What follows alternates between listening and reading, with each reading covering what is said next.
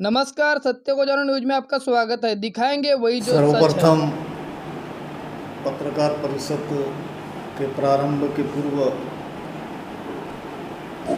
धरती आबा बिरसा मुंडा को मैं सत नमन करता हूँ। उसी प्रकार परम पूज्य डॉक्टर बाबा साहब आम्बेडकर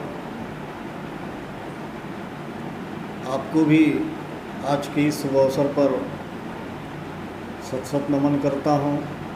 उसी प्रकार उन तमाम महामानवों को जिन्होंने हमारे हक के लिए अपने स्वयं का बलिदान दिया और हमें यहाँ तक के पहुँचाया, उन तमाम महामानवों को आज के इस अवसर पर मैं सत नमन करता हूँ। आज यहाँ पर पत्रकार परिषद का जो आयोजन हमने किया है, उसका जो मकसद है, आप जानते हैं कि पिपरिया यह ग्राम पंचायत आदिवासी अति दुर्गम और नक्सल प्रभावित ग्राम पंचायत के नाम से जानी जाती है और जिस प्रकार से केंद्र एवं राज्य सरकार की जो निधि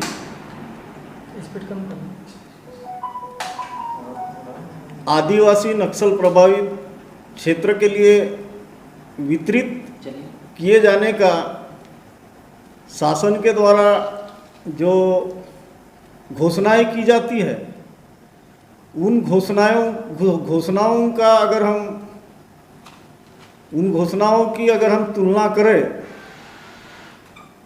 तो सही मायने में वो निधि जाती कहाँ है, यह एक चिंता का विषय है। जब हम पिपरिया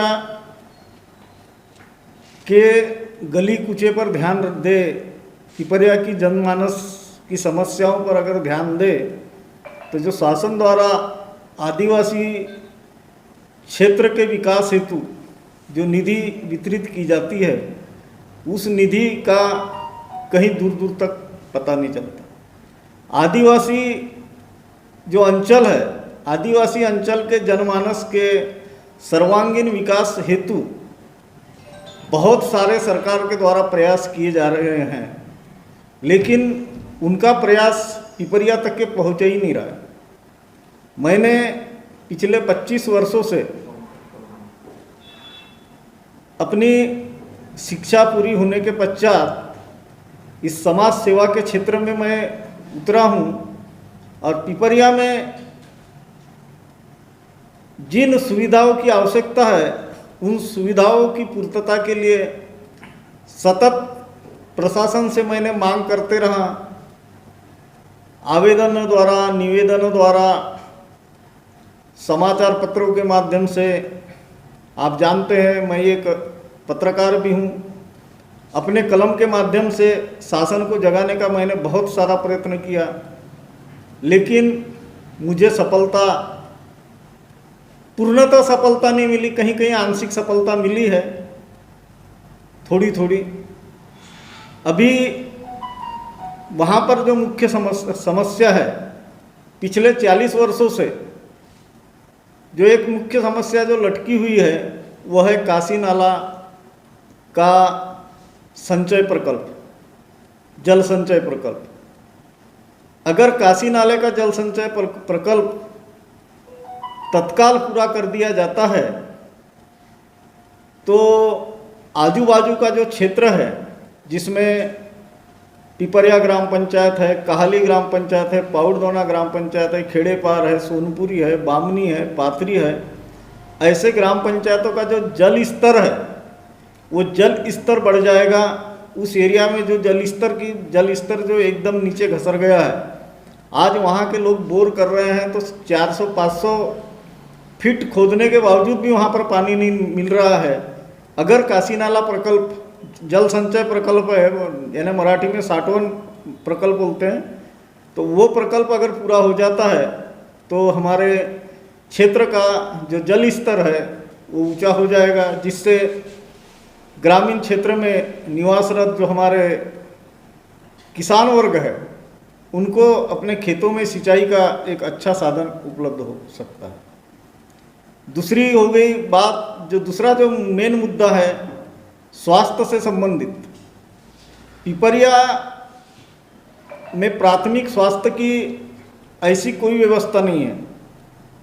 उपकेंद्र है, एक आयुर्वेदिक दवाखाना है, लेकिन जो प्राथमिक आरोग्य की जो सुविधाएं होना चाहिए वो नहीं है।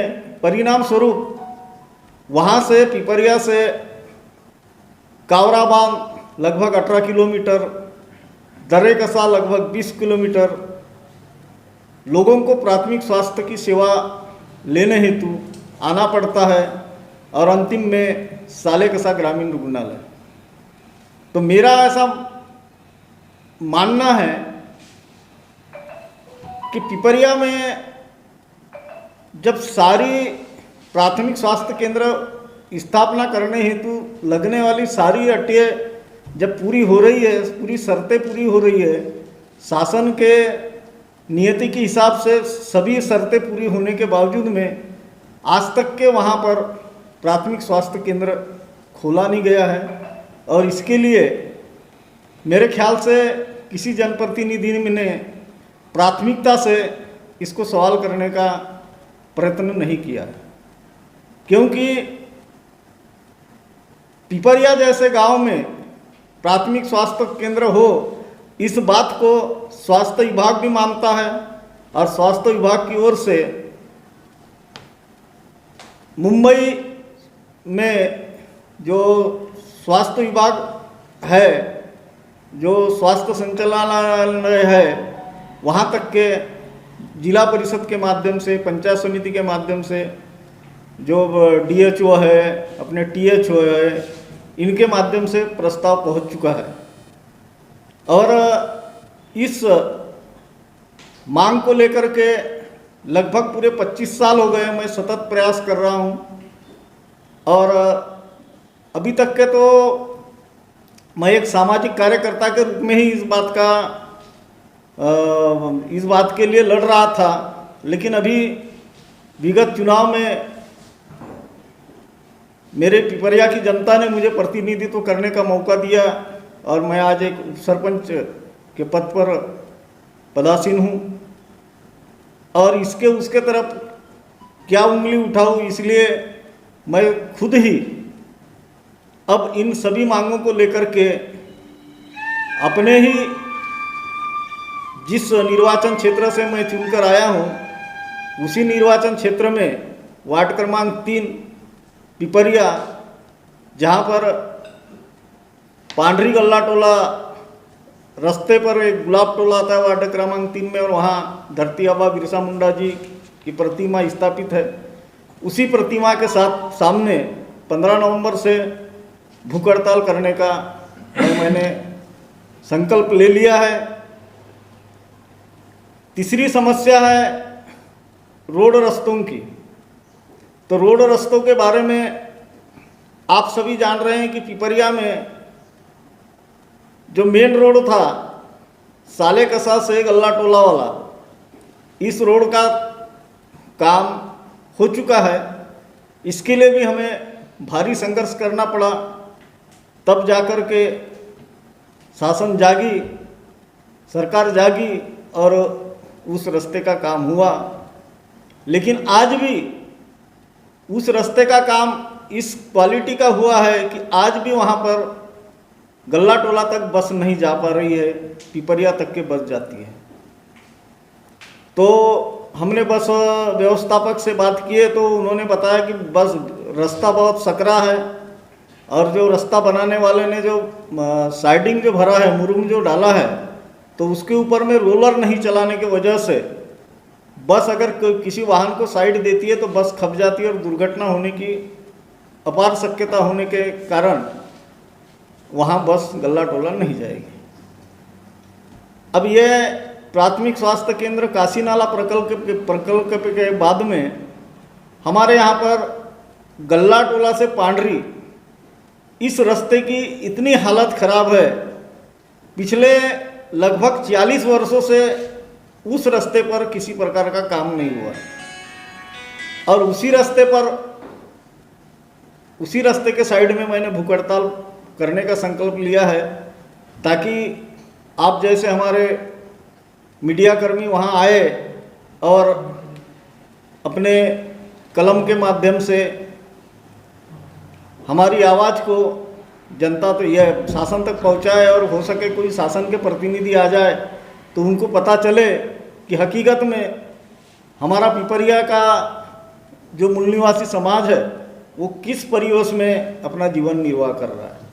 हालत बहुत ख़राब है। बार बार संबंधित विभाग से, बार बार संबंधित जनप्रतिनिधियों से बोलने पर उसके ऊपर कोई विचार नहीं किया जा रहा है और इसीलिए हमें इस कदम पर आना पड़ा है। दूसरा रास्ता है पिपरिया से पांडरी, जो रामाटोला भाया जाता है, उस रास्ते की भी इतनी हालत ख़राब है, जबकि वहाँ से पिपरिया में हाई स्कूल होने की वजह से मानव विकास की बस रोज़ चलती है।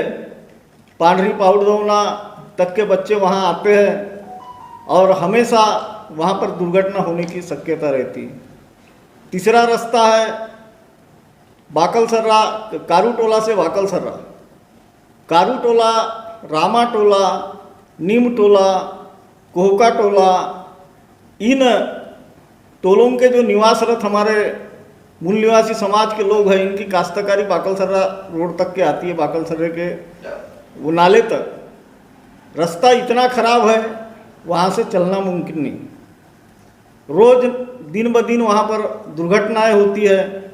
इसके बारे में भी हमने शासन प्रशासन को अवगत कराया, लेकिन इसके ऊपर में भी किसी का ध्यान नहीं है। दूसरा रास्ता है जो अति अर्जेंट है, जो पिपरिया से गोवारी टोला जाता है। गोवारी टोला मेरे वार्ड में आता है और पिपरिया से गोवारी टोला रास्ता बनना चाहिए, इसके लिए मैं सतत प्रयत्नशील हूँ। तो ये रास्ते की भी हालत, सामने में एक टोली है, वो टोली से इतनी खराब है कि वहाँ से पैदल चलना मुश्किल है। एक रास्ता है रामाटोला से गोवारी टोला, उस रास्ते की भी हालत ख़राब है। यानी ऐसे तमाम जो गांव अंतर्गत जो रास्ते हैं और जो मुख्य रास्ते हैं, उन मुख्य रास्तों का हाल बेहाल हो गया है और किसी का ध्यान नहीं है। संबंधित विभाग के तरफ में जाओ, मानने को बात खाली नहीं है। दूसरी समस्या ये है कि हमारे पिपरिया ग्राम पंचायत में रामाटोला, हलबी टोला, गल्ला टोला, यहाँ पर उच्चतर माध्यमिक पाठशालाएँ जिला परिषद द्वारा संचालित की जाती है। पिपरिया में विद्या मंदिर जो उच्चतर प्राथमिक पाठशाला है वो निजी संस्थान द्वारा चलाई जाती है। नीमटोला, कोहकाटोला, चिसटोला, सुकाटोला, यहाँ पर प्राथमिक पाठशाला है। हर पाठशाला में शिक्षकों की कमतान है। शिक्षकों की कमी की वजह से अध्ययन और अध्यापन का कार्य ठंडे बस्ते में जा रहा है। जब जब भी हमने शिक्षा अधिकारियों से, जनप्रतिनिधियों से इस संबंध में संपर्क किया है तो उन्होंने यह कहकर पल्ला झाड़ दिया है कि ये समस्या तुम्हारे पिपरिया की जो नहीं है, ये समस्या पूरे महाराष्ट्र की है। तो मेरा कहने का मतलब यह है कि महाराष्ट्र में क्या हो रहा है उससे मेरे को मतलब नहीं है। मेरे को यहाँ की जनता ने प्रतिनिधित्व करने का मुझे मौका दिया है, मैं सबसे पहले उस क्षेत्र के बारे में सोचूंगा और इसके लिए मुझे अपने प्राण भी न्यौछावर करना पड़े तो चलेगा। दूसरी समस्या है, एक हमारे यहाँ पर सिंचाई प्रकल्प है, पिपरिया जलाशय करके सिंचाई प्रकल्प है। उस जलाशय के पूरे जो नहर है, पूरे नहरों का खस्ता हाल हो चुका है। जलाशय की जो मेड़ है, जो बांध है, जलाशय का जो पार है, उस पार की भी खस्ता हालत हो चुकी है। उसकी दुरुस्ती होना अनिवार्य है। बार बार संबंधित विभाग को इस बात से अवगत कराने के बावजूद इस ओर हमेशा नज़रअंदाज किया जाता है। परिणाम स्वरूप हमारे जो किसान वर्ग है इनके खेतों तक पानी ही नहीं पहुंच पाता। अधिकतर पानी नदी नालों में बह जाता है और जिससे पानी का जो है उपयोग नहीं हो पाता। तो मैंने एक कदम उठाया है कि इस मर्तबा उन नहरों की दुरुस्ती, चाहे मनरेगा के अंतर्गत हो या और किसी निधि के अंतर्गत हो, लेकिन उन नहरों की दुरुस्ती होना आवश्यक है। और समस्या है हमारे यहाँ पर नवागढ़ ग्राम जाने आने के लिए रास्ता उपलब्ध नहीं है।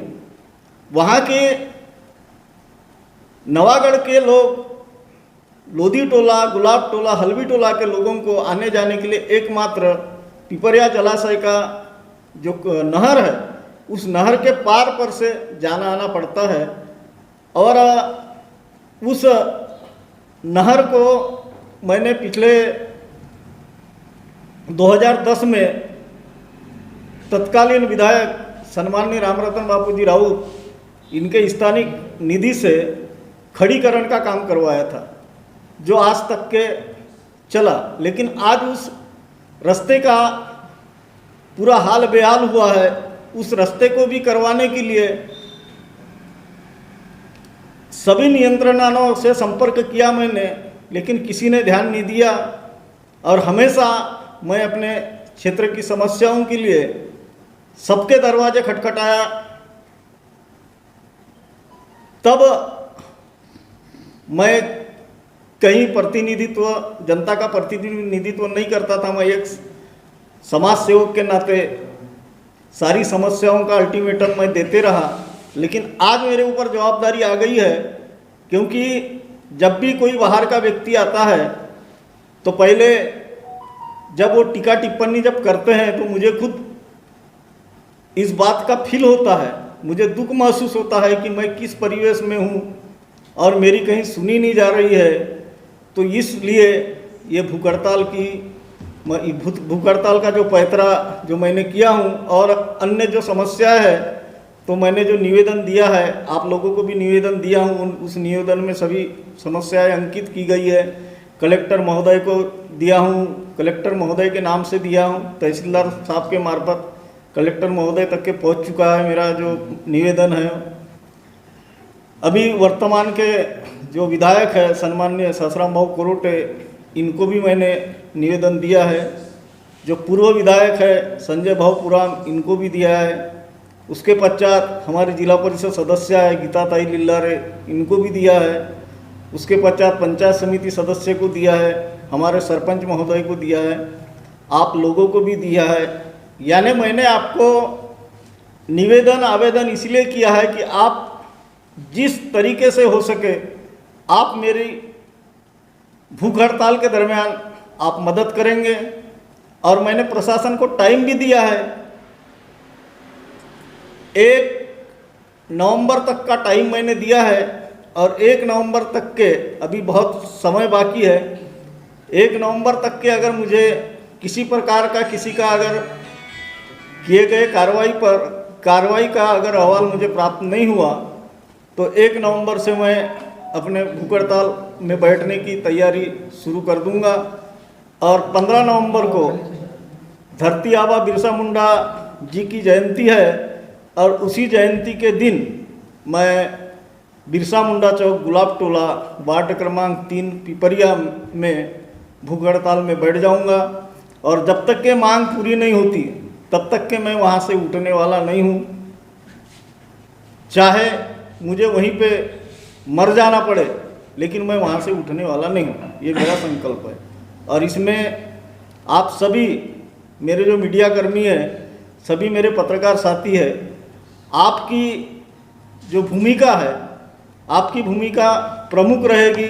और मेरी आपसे अपील है कि आप मुझे इस कार्य में पूरी मदद करोगे, पूरा सहकार्य करोगे, क्योंकि जो मीडिया है यह लोकतंत्र का चौथा स्तंभ है। चौथा पैर है। जिस तरीके से हमारे कुर्सी के 4 पैर होते हैं, 4 पाई के 4 पैर होते हैं, उस तरह के लोकतंत्र के भी 4 पैर है। तो उसमें जो मीडिया है ये चौथा स्तंभ है, और इस स्तंभ ने, ये स्तंभ अगर चाहे तो ये सरकार को हिला कर रख सकता है। और ये लोग मीडिया जो जिंदा है, मीडिया कर्मी जो जिंदे हैं, मीडिया कर्मी जो काम कर रहे हैं, उन्हीं की बदौलत आज लोकतंत्र जिंदा है। नहीं तो अभी तक के कब का सत्यानाश हो जाता। तो मैं आपसे यही अपील करता हूँ कि आप पिपरिया ग्राम पंचायत की जो ढेर सारी समस्याओं को लेकर मैं भूख हड़ताल करने वाला हूँ, इसमें आप मेरी मदद करेंगे, पूरी मदद करेंगे, तन मन धन से जितना हो सके उतना आप मेरी मदद करेंगे। यही अपेक्षा और यही अभिलाषा आपसे रखता हूँ। धन्यवाद। जय भीम, जय बिरसा।